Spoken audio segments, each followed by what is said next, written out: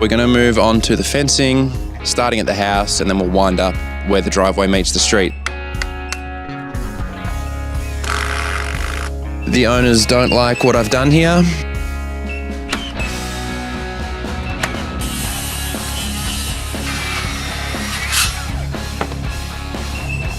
Nice.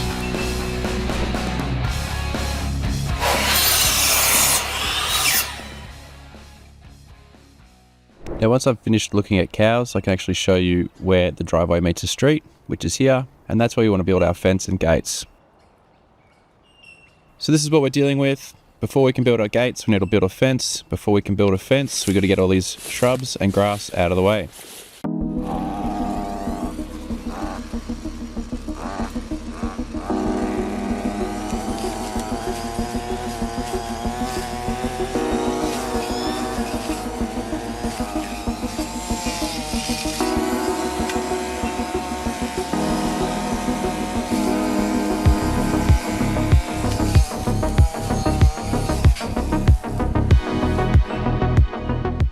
Now in order to set a string, I had to fix up this wobbly post, and I did that by bracing it to the other posts with a couple of top rails.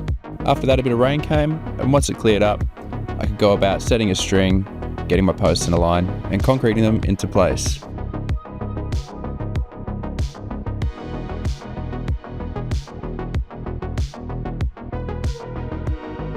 Now step one is to dig some holes and chuck your posts in. The timber I'm using for my posts is a cypress pine, which is full of saps and oils, which help naturally protect it from bugs and water damage. Now one thing I didn't show you is I put bitumen paint on the bottoms of these posts. It's a good insurance policy. It is just an extra layer of protection.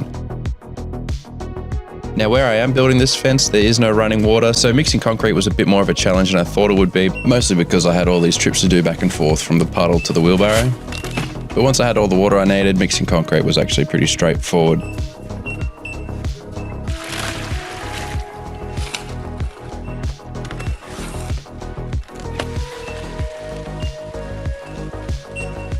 Thanks to rapid set concrete, we can get these posts in and backfilled pretty quickly and start putting our rails on.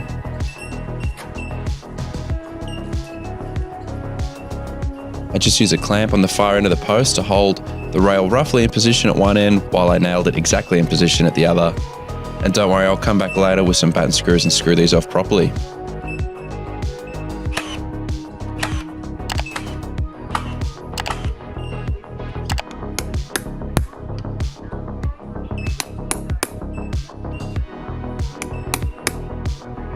I decided to express the hinge post because I think it looks better, especially where the gates are going to end up. So what that means is I just got to house out a little bit of timber so the rail can slot in. This extra little detail is going to cause some areas that are prone to rotting. So I've got this EcoSeal spray here, which is a timber preservative. That's just going to help us make sure the timber doesn't rot, especially in the areas where we can't paint later. With that taken care of, we can nail on our rails all the way across the whole fence line. Do the rest of our checkouts on the other hinge post and cut off the excess on the fence posts. Like I said before, I'm going to put some batten screws in. Those little nails are just to help hold things in place so I can come back later and screw it all off properly.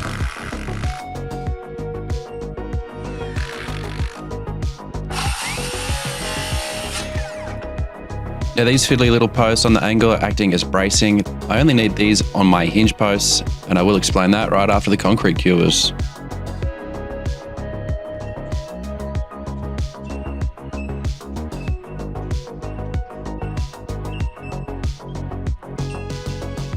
Now just before we go build these custom gates, I want to explain the posts and the whole fence. So you saw me bracing the posts here. So one on either side. There are going to be two gates that meet in the middle of the road, and that is just going to try to keep the weight down as opposed to having one massive gate. Now, the posts that the gates hinge off, they need to be really sturdy. So the fence posts are fine. They're not doing much structurally. They're just holding up a couple of rails. But these posts here, they're braced in one direction, let's say left to right, because they're tied in with all the other posts thanks to the rails. But when it comes to the other direction, front to back, let's say, the only support that those posts have when the gates are being hung off them is in the ground with the concrete. So I've added some extra support in the other direction with these braces, and I've only done that to the hinge posts. So when the gates are open, they're gonna swing in like this. When it's open, the gate will be sitting here, and all that weight is gonna be pulling this post down, but because it's braced and there's concrete under the brace, it's not gonna go anywhere. So that's gonna keep the gates nice and tidy and structurally sound.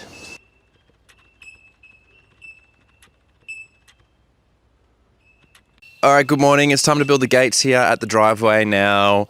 Controversially, the owners don't like what I've done here.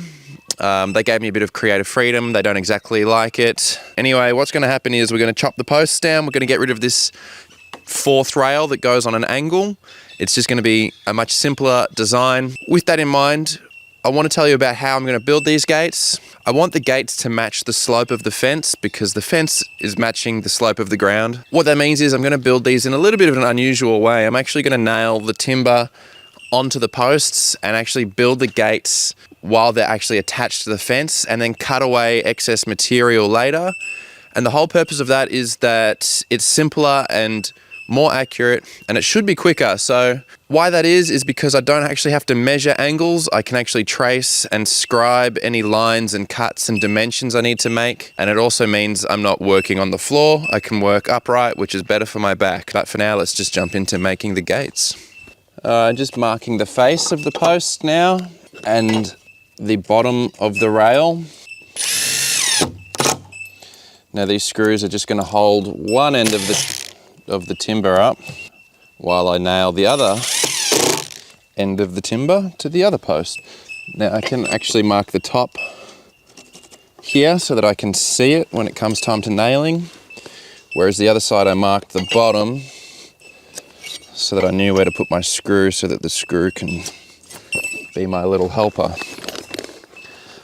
I'm just going to use some fixing nails for this instead of some framing nails. They only need to be little.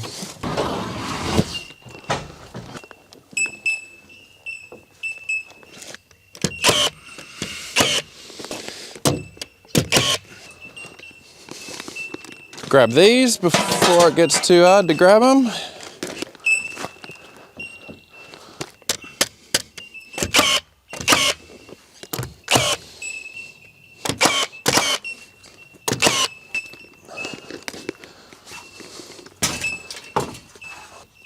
So for my vertical rails, they're actually going to be half the width of the horizontal rails, and that's going to be to match all the other gates on this property, some that have been built by others, not built by me a long time ago.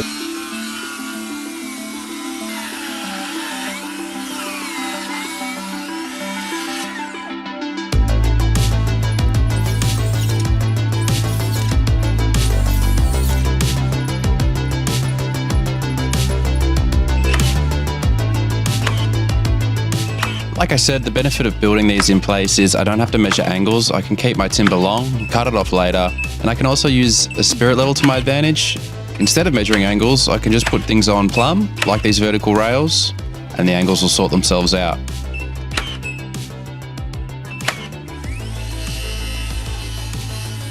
At the moment, it looks like I'm building one massive panel, but I will be cutting this in half to create two gates. Now I'm leaving these vertical rails long so that they are supported by the ground when it comes time to chop this in half so that they don't hit me in the head.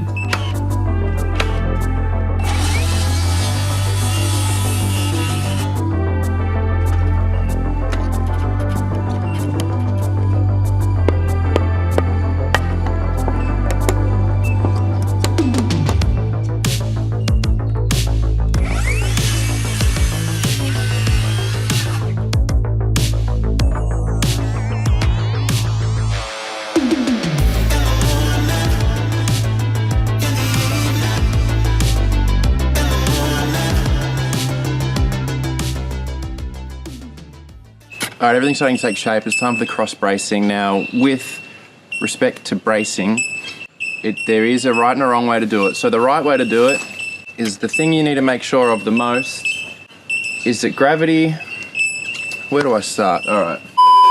Bracing the top, how do I explain it? There is actually a demonstration of that. You don't even need screws or nails for that kind of theory to work. So as opposed to going from the far corner of this gate, this is the structural one. The one to come as well plays a role. Okay guys, let me save you the trouble. I obviously forgot to take my smart pills that day. Now, SWI Fence and their channel has a beautiful demonstration of what I'm trying to explain here.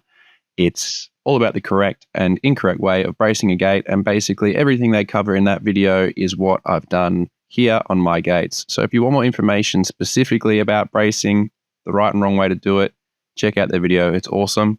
And now we'll get back to the video, get this gate and fence finished off.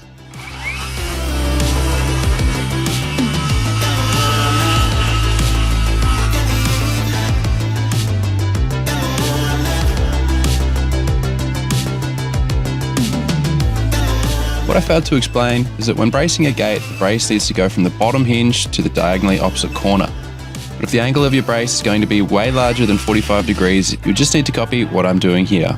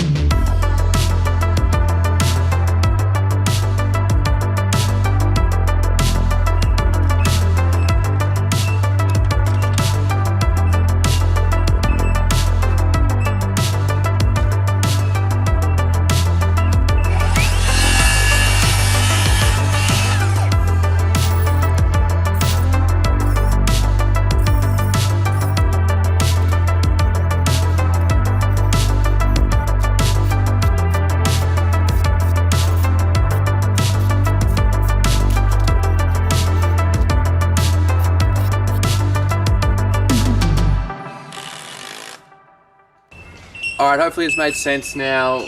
We've got this big panel here at the minute, but when I cut down the middle here, it's going to create those two gates, throw the hinges on, and away we go.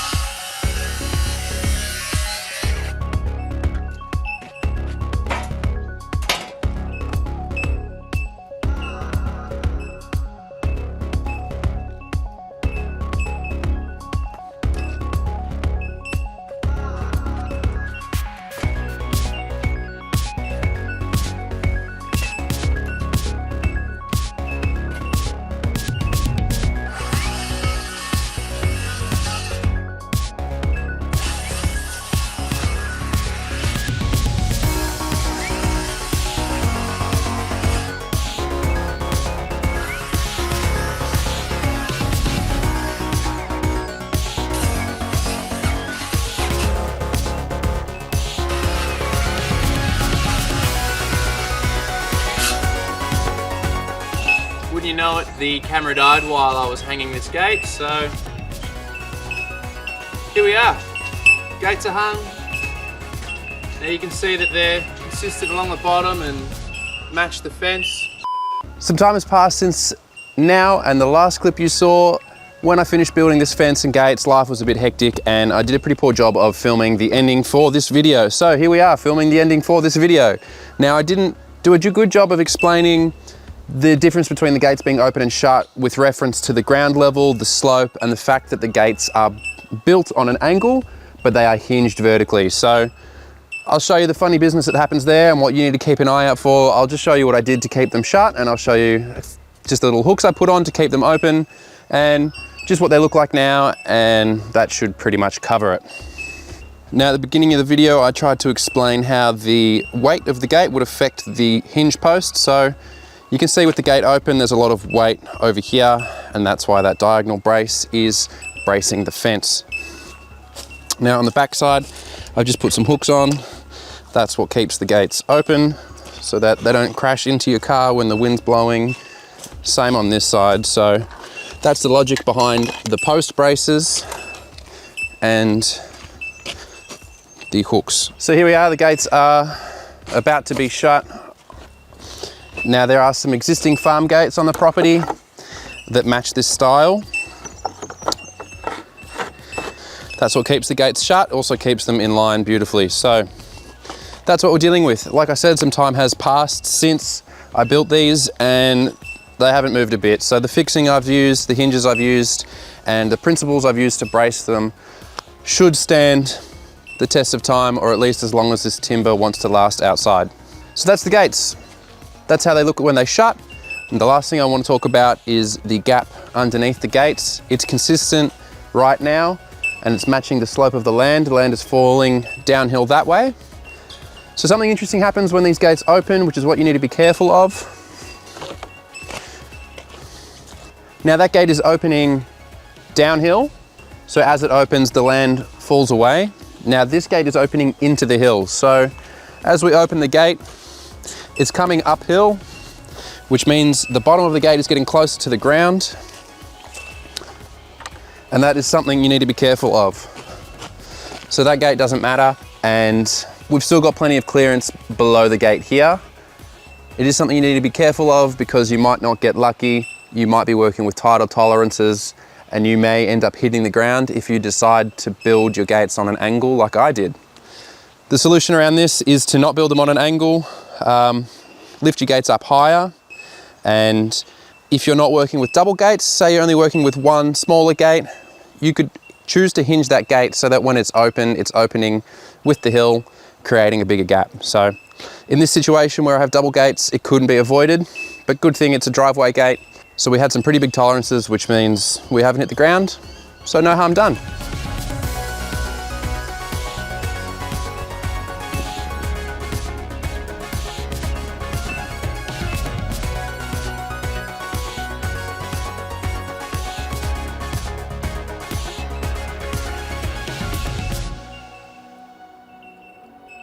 Thanks for sticking around to the end, everyone, and thanks to SWI Fence for their awesome tutorial on how to brace a gate.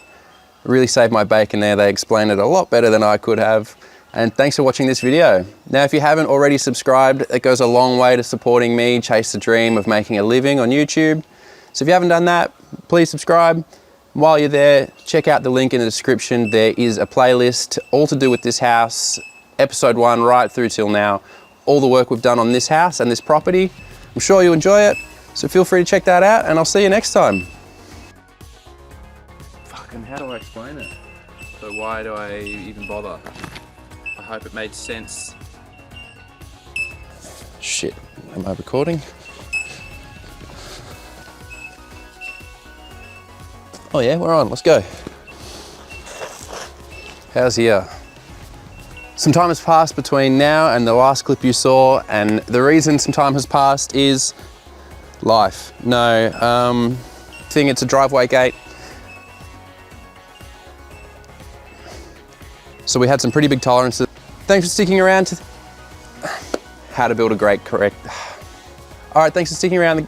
Thanks for sticking to. Thanks to SWI Fence. And thank you for, well, thanks for watching. Feel free to subscribe. Fuck. Other than that, thanks for watching.